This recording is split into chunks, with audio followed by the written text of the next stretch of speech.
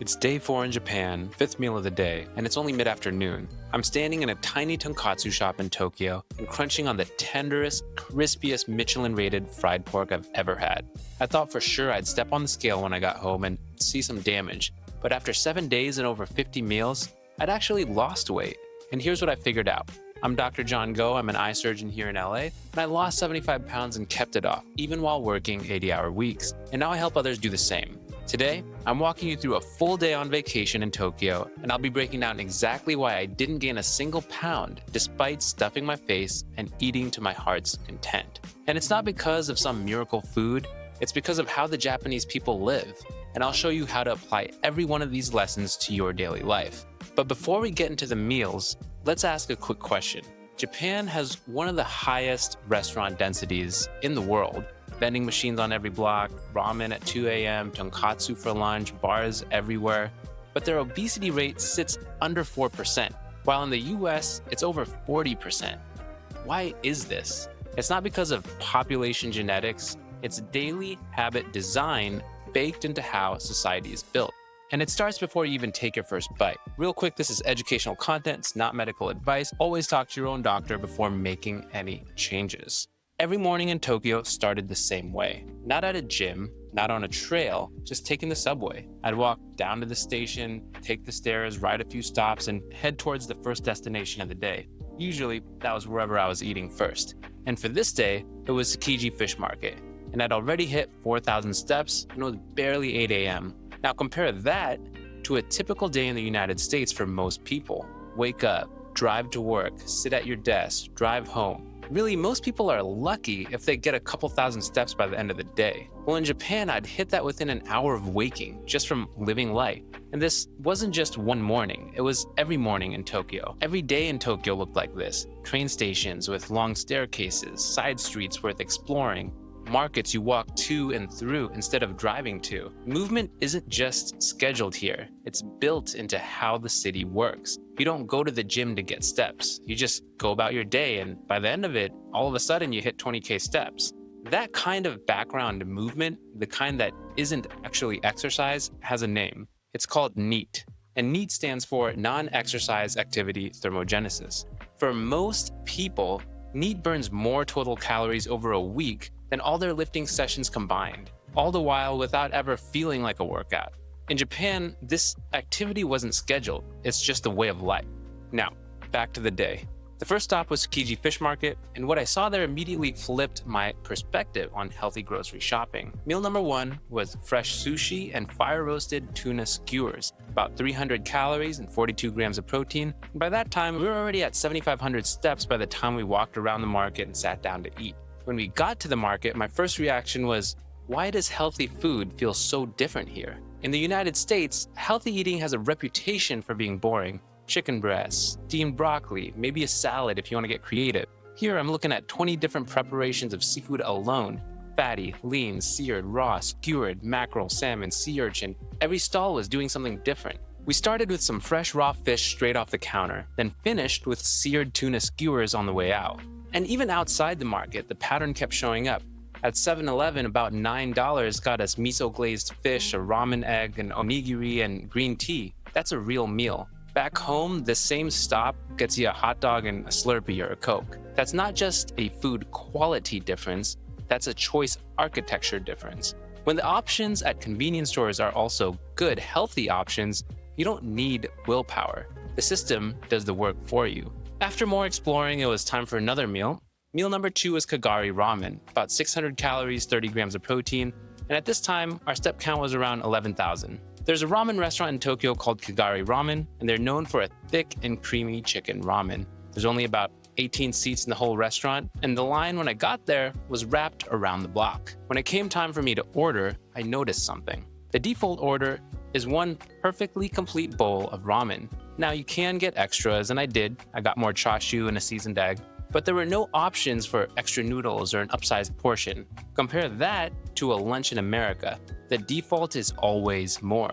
Free refills, larger baseline sizes, upsizing for $1. The question isn't whether you want more, it's how much more. We have to actively opt out of overeating in Japan. In Japan, the system is totally flipped. The default is exactly enough, and adding more is the exception, not the rule.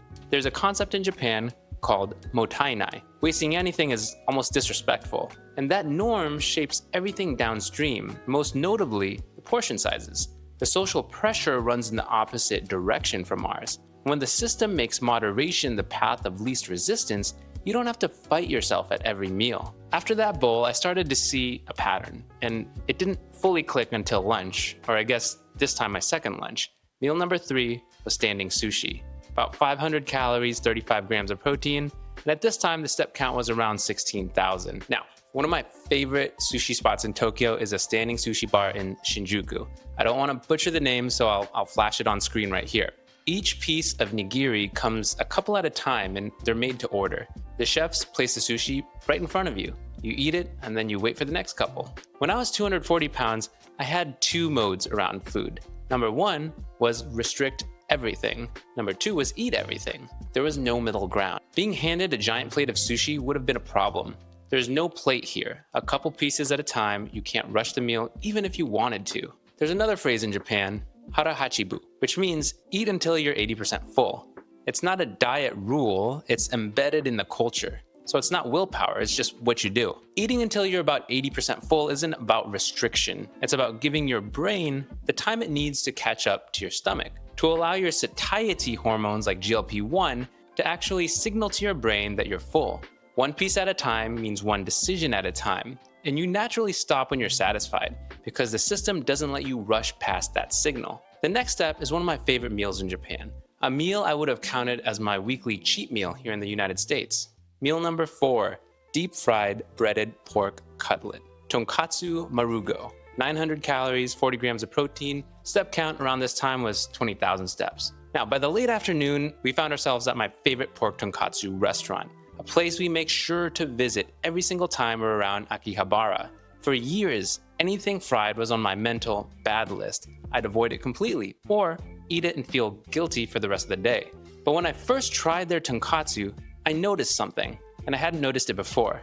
The cutlet was juicy, but not too fatty, and more so, it came with a mountain of shredded cabbage, a bowl of rice, and miso soup. The fried protein was just one component of a complete balanced plate. It wasn't the entire meal. There was no bottomless basket. It came out perfectly portioned, and the cabbage and miso soup helped balance the deep fried component. Food psychology research is really clear on this. Labeling something quote unquote bad doesn't make you eat less of it. It makes you eat more in bursts when willpower isn't there. So when you remove the label, you remove the binge trigger. The meal is balanced, you eat it and you move on. After this delicious tonkatsu and exploring the streets of Akihabara, the night led us to one of my favorite meals regardless of where I find myself in the world. Meal number 5, barbecue meats and good company, Jugamu Grill. This was about 700 calories and 40 grams of protein, and by this time, my step count was about 25,000 steps. That night, we ended up at an izakaya, which is a Japanese grill bar. Small skewers of chicken, pork, beef, vegetables coming off of hot charcoal grills, and it's shared with friends around the table. Sure, we probably ordered 2 to 3 dozen orders of meat, but sitting there that night, I realized this. This is the system in effect. People are eating slowly because the food comes out in small pieces, their social energy naturally paces the meal, and nobody's staring at the plate trying to decide how much to eat. The portions are small, they're shared, and the conversation keeps things moving. Chronic isolation and chronic stress both raise cortisol, and elevated cortisol makes fat loss significantly harder. It promotes visceral fat storage, it disrupts sleep, and it increases hunger. Eating with people isn't just enjoyable, it's a cortisol suppressor, and thus it naturally lowers cortisol and buffers stress, which means your social environment can actually be a hidden piece of your fat loss strategy. One of my favorite meals, Korean barbecue, shares the same principle. Good company, protein focus, food comes in small amounts at a time. This was just one of 7 days during my vacation in Tokyo. Over 50 meals, 20 to 25,000 steps a day without a single scheduled workout. Total calories for this day was around 3,200. Total protein was at least 180 grams, and my weight at the end of the trip was actually lower than when I left for the trip. Here's what those 50 to 60 meals actually taught me. The healthiest relationship with food isn't built on rules. It's built on rhythm, movement woven into how you get around, portions shaped by how food arrives, eating paced by people at the table. At 240 pounds, I thought healthy meant giving things up. What I saw in Japan was that it means paying attention to how you move, to how you eat, who you eat with. If you want to see how I run these same principles inside my busy surgery schedule here in LA, my complete fat loss system is here in this video.